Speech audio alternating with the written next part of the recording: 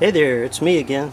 Just wanted to show you another little project I got going on. I just started this today. I guess you know what this is. It's one of those big uh, plastic tubs. Let me look at the little label and see how big this thing really is. This is a 34-gallon tub. 128.6 liters. So this is one of the bigger ones, and I wanted to have a slightly bigger one because I plan on having a lot of worms in here.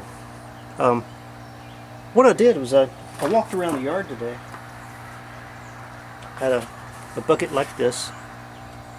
I walked around the yard. Anywhere that there's a place where worms would like to be, like under my potted plants in my potted containers, under logs, under rocks, in the garden where I've been digging, anywhere like that. And if I see an earthworm, I pitch it in the bucket. But what I did, you notice there's dirt in here. So there's dirt in here.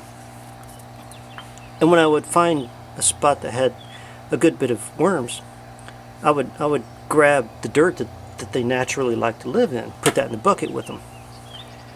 And in here today, I'm going to say I probably have 30 worms, 30 earthworms, just regular ones out of the yard.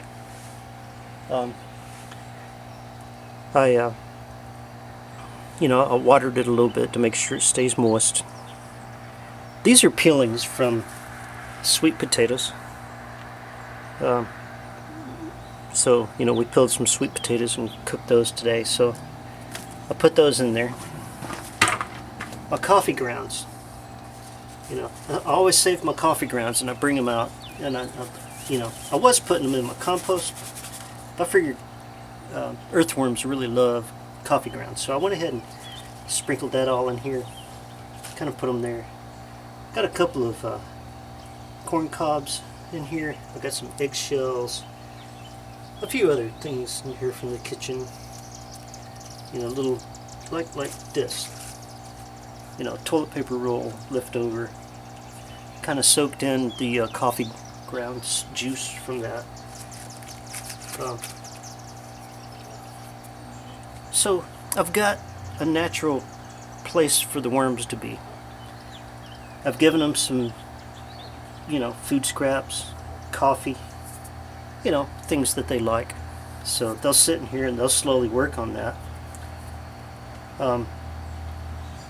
As I add worms, I'm not going to add much more dirt. As I add worms, I'm just going to put them in there, let them live in that dirt that's already there, and that way they'll want to, kind of start working on some of the stuff that I've put in there. I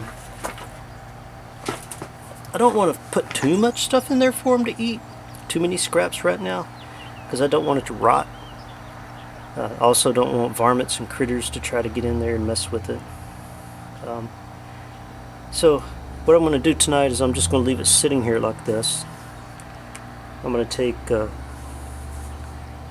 tomorrow I'm going to go around and I'm going to look for more worms to put in there. I'm going to find the lids to it. I couldn't find the lid. I don't know where the lid went. But once I do, then I'll be drilling holes in the lid. Holes, in the side here, in this upper part right here. And that way whenever I put the lid on, then it will still get oxygen in there. Worms love to breathe, just like we do. They come up for air. They make tunnels and they aerate the soil. And while they're doing that, they're going, as they're eating and going around and aerating the soil in their little tunnels, they're also pooping in there. So the vermi compost is what they call it, right? Is actually the worm poop. So instead of composting, we're letting the worms eat it and then poop it back out, and then that poop later on is what we consider the vermi compost, and that's what we'll collect and add to our garden soil.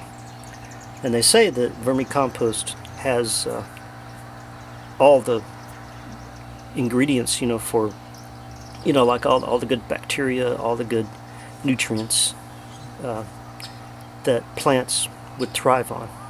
So you add it to the soil, and then the soil, you know, becomes healthier and healthier and healthier, and the plants become healthier and healthier and healthier.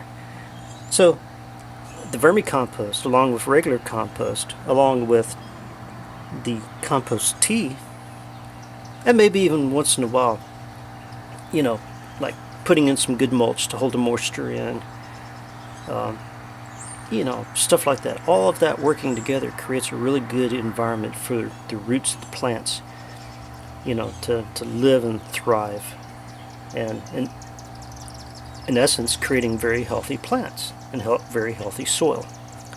So that's what I want to do. I want to get that done. And you know, this year my garden may not be the best, but next year it's going to be better, a whole lot better. And that's my plan.